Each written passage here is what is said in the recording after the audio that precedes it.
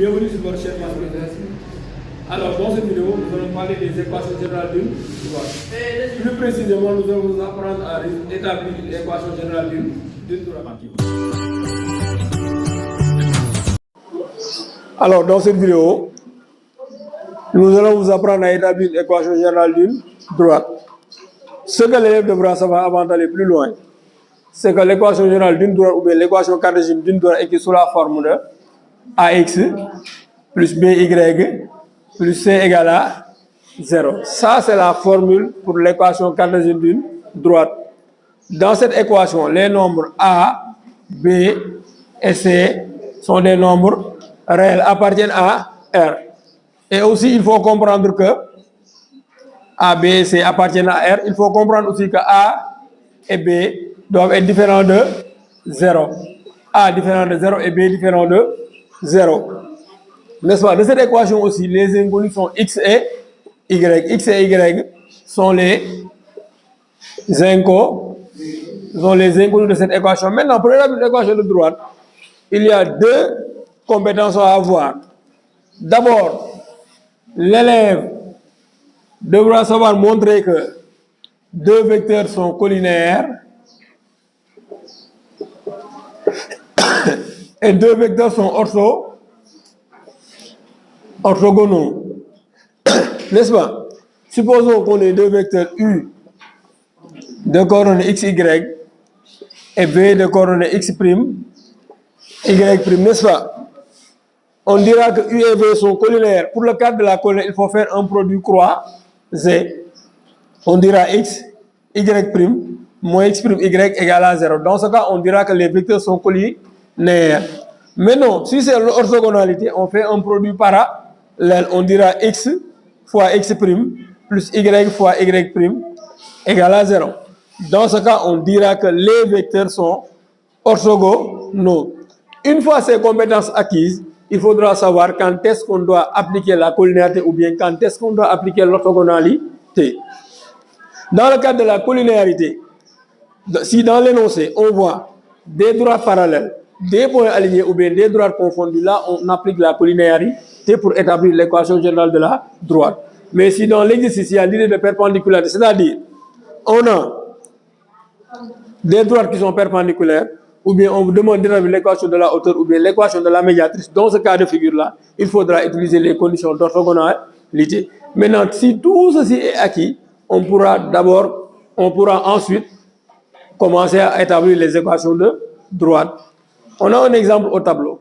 L'exemple, on dit soit A de coordonnées 2, 1, B de coordonnées 3, moins 1, et C de coordonnées 3, 2, 3 points du plan munis de repères orthonormes. Mais comme consigne, on vous demande de déterminer l'équation de la droite D passant par le point C et parallèle à la droite AB.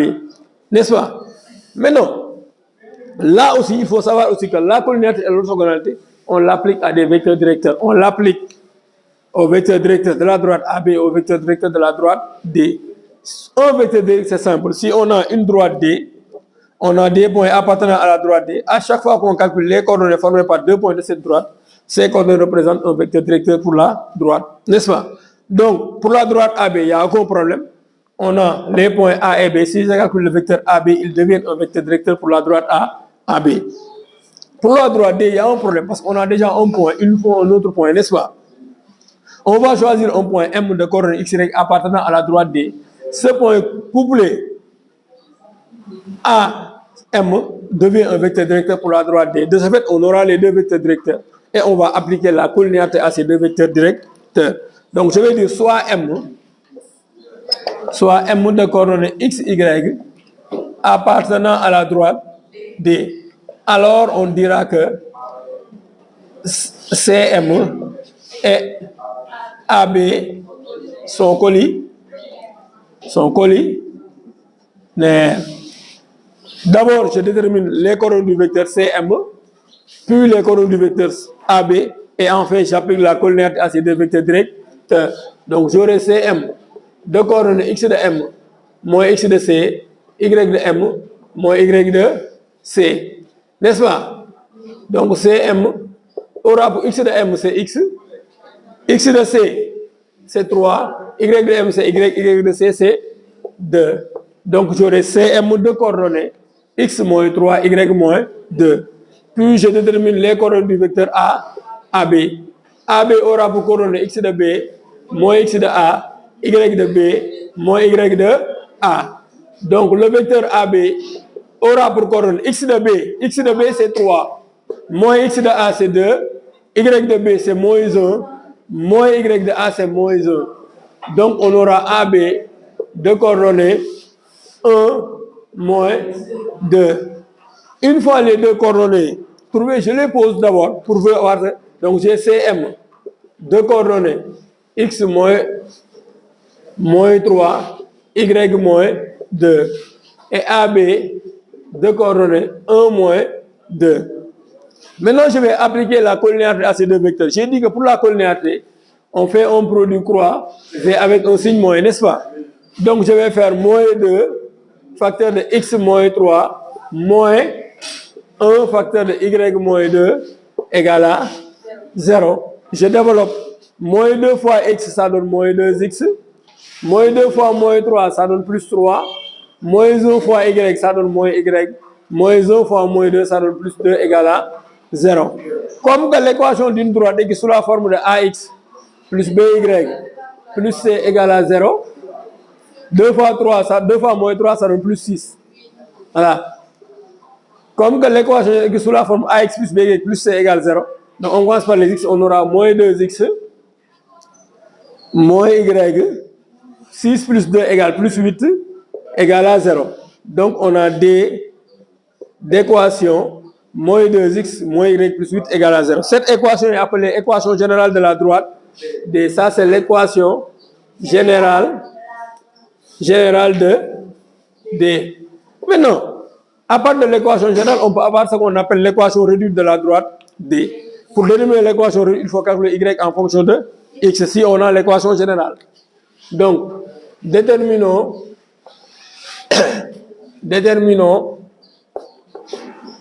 l'équation réduite de D. On pose d'abord l'équation, on avait moins 2x moins y plus 8 égale à 0.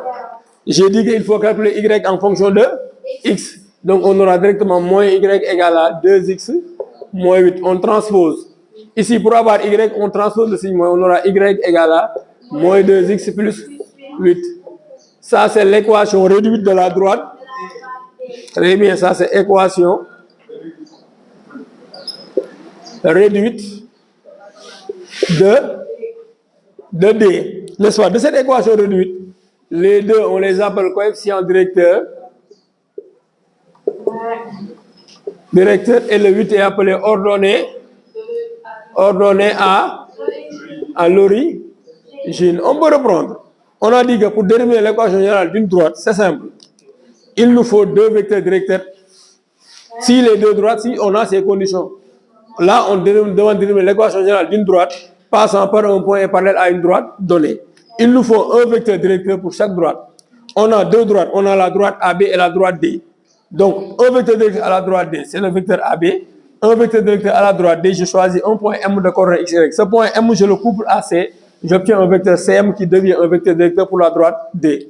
Puis, j'applique la collinéarité à ces deux vecteurs directeurs. Mais avant, je calcule d'abord les coordonnées du vecteur CM, puis les coordonnées du vecteur AB. En calculant, j'obtiens CM x moins 3, y moins 2, et AB, j'obtiens 1 moins 2. Puis, j'applique la collinéarité en faisant un produit croisé avec un signe moins, n'est-ce pas? Je mets moins 2, facteur x moins 3, moins 1, facteur y moins 2 égale à 0.